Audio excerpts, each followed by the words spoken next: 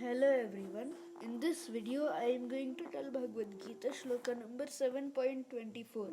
In the previous shloka, Lord Krishna told that men of small intelligence worship the demigods and their fruits are limited and temporary. Those who worship the demigods go to the planets of the demigods, but the devotees of the Supreme Lord ultimately reach his supreme planet. Let us begin with this shloka. Avyaktam vyaktim apannam manyante mama buddhayah param bhavam jananto mama vyayamanuttama. The meaning: Avyaktam, non-manifested; Vyaktim, personality; Apannam, achieved; Manyante, think; Mam, me; Abuddhayaha, less intelligent persons; Param, supreme; Bhavam, existence; Ajanantaha, without knowing; Mama, my; Avyayam, imperishable; Anuttamam, the finest. The whole meaning is: unintelligent men who do not know me perfectly think that I, the Supreme Personality of Godhead, Krishna, was impersonal before and have now assumed this personality. Due to their small knowledge, they do not know my higher nature, which is imperishable and supreme. Those who are worshippers of demigods have been described as less intelligent persons, and here the impersonalists are similarly described.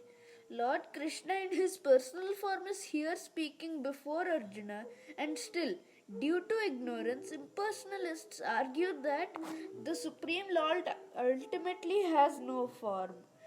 Yamunacharya, a great devotee of the Lord in the disciplic succession of Ramanujacharya, has written a very appropriate verse in this connection.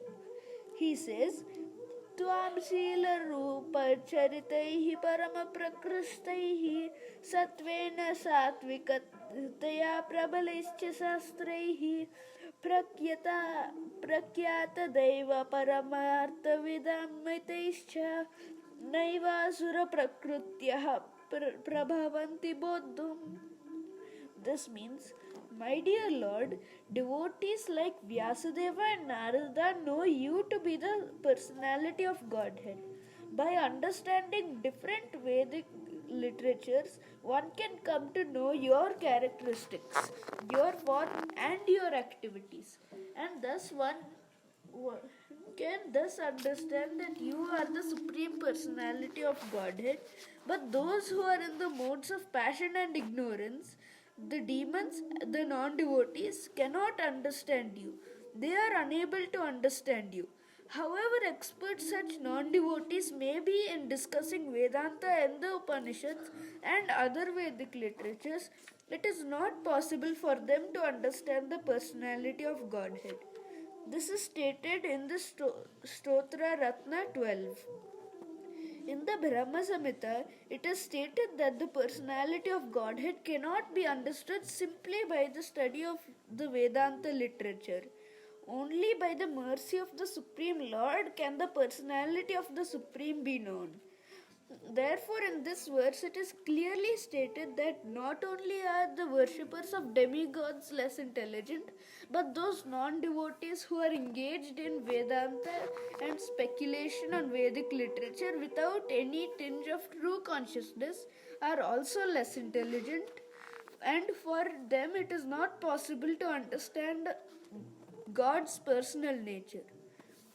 Persons who are under the impression that the absolute truth is impersonal are described as Abuddhayah, which means one who does not know the ultimate feature of the absolute truth. In the Srimad Bhagavatam, it is stated that the supreme realization begins from the impersonal Brahman and then rises to the localized Supersoul, but the ultimate word in the absolute truth is the personality of Godhead or Bhagavan. Modern impersonalists are still less intelligent, for they do not even follow their great predecessor Shankaracharya, who has specifically stated that Krishna is the Supreme Personality of Godhead. Impersonalists, therefore, not knowing the supreme truth, think Krishna to be only the son of Devaki and Vasudeva, or a prince, or a powerful living entity. This is also condemned in the Bhagavad Gita 9.11. Avajananti mam murda manushim tanumasritam. This means only the fools regard me as an ordinary person. The fact is that no one can understand Krishna without rendering devotional service and without developing Krishna consciousness. The Srimad Bhagavatam 10.14.29 also confirms this. Atapi te deva padambujadvaya prasadaleshanugrahita eva hi janati tattvam bhagavan mahimno nachanya ekopi chiram vichinvan.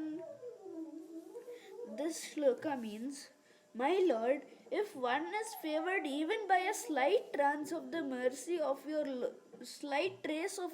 of your lotus feet, he can understand the greatness of your personality.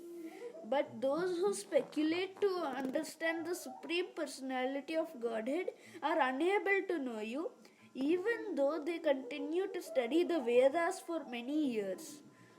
One cannot understand the Supreme Personality of Godhead, Krishna, or his form, quality, or name by simply doing mental speculation or by discussing Vedic literature. One must understand him by devotional service.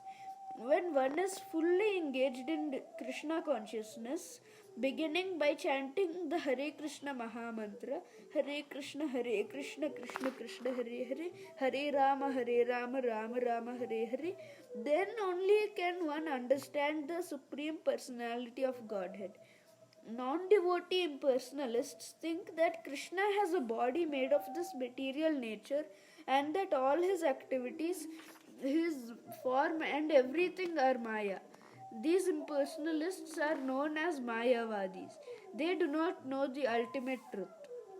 The 20th verse of this chapter clearly states, Kamaistestir hritagnyanaha prapadyante nyadevataha.